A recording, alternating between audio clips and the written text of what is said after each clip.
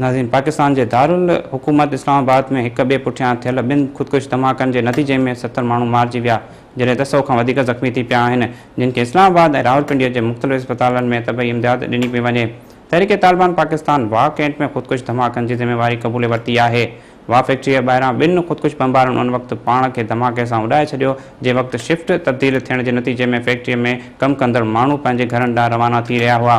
ख़ुदकुश बमबारनि पाण खे उॾाइण लाइ वाह फैक्ट्रीअ खे छो ई चूंडियो ऐं वाह फैक्ट्री पाकिस्तान लाइ केतिरी अहम आहे उन बाबति तव्हांखे अपडेट कंदा हलूं था त वाह फैक्ट्री पाकिस्तान जी वाह फैक्ट्री आहे, जंहिंमें पाकिस्तान जी फ़ौज लाइ आम कारतूस खां वठी अल ख़ालिद टैंक ताईं सभु हथियार तैयार थींदा आहिनि। इस्लामाबाद खां 45 किलोमीटर के फ़ासिले ते वाह शहर में वाक़ पाकिस्तान आर्डिनेंस फैक्ट्री पाकिस्तान में रवायती हथियार ऐं असले जी सभ खां वॾो पैदावारी कम्प्लेक्स आहे। 1951 में कायम थींदड़ इहे कारखाना दिफ़ा जे वफ़ाक़ी वज़ारत जे मातहत कमु कंदा आहिनि ऐं उन में केतिरी ई बहितरी पैदावारी यूनिट में 40,000 खां वधीक माण्हू कमु कंदा आहिनि। वाह जे कारखाननि में हल्के ऐं आम असले खां वठी पाकिस्तान जे हथियारबंद फ़ौजनि जूं वर्दियूं बि उते ई तैयार कयूं वेंदियूं आहिनि। हिते तैयार करे हथियार पाकिस्तान जे बहरी बरी ऐं फ़ज़ाई फ़ौज जूं ज़रूरतूं पूरियूं कंदा आहिनि। पाकिस्तान जे आर्डिनेंस फैक्ट्रीअ में तैयार थींदड़ ॻरनि हथियारनि में अल ख़ालिद टैंक क़ाबिल ज़िक्र आहे, जंहिंखे केतिरियुनि ई नुमाइशनि में पेश कयो वियो आहे। उन खां अलावा उते आम शिकार लाइ इस्तेमालु थींदड़ 12 बोर जो कारतूस ऐं केतिरियूं ई कमर्शियल शयूं बि तैयार कयूं वेंदियूं आहिनि।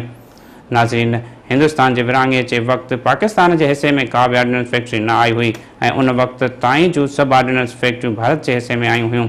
उन ॻाल्हि खे नज़र में रखंदे पाकिस्तान जो पहिरियों वज़ीर आज़म नवाबज़ादा लियाक़त अली ख़ान पाकिस्तान जे ठहण खां सिर्फ़ 4 महीना पोइ 303 राइफल ऐं उन जूं गोलियूं ठाहिण जे हिकु प्लांट लॻाइण जो हुकुम जारी कया। पाकिस्तान जी ॿिए वज़ीर आज़म ख़्वाजा निज़ामुद्दीन इस्लामाबाद में 4 आर्डिनेंस फैक्ट्रीअ जी पीढ़ जो पथर रखियो।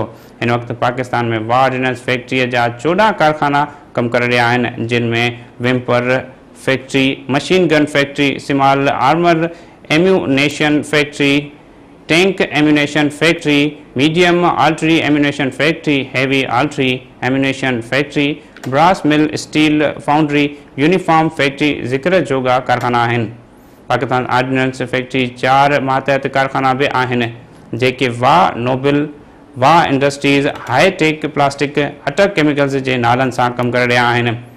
1962 में क़ाइमु थींदड़ वाह नोबल स्वीडन जी कंपनी सां सऊदी अरब जो इदारो अल इल्मी संभल पाकिस्तान आर्डिनेंस फैक्ट्री गॾियल तौरु हलाए रहिया आहिनि।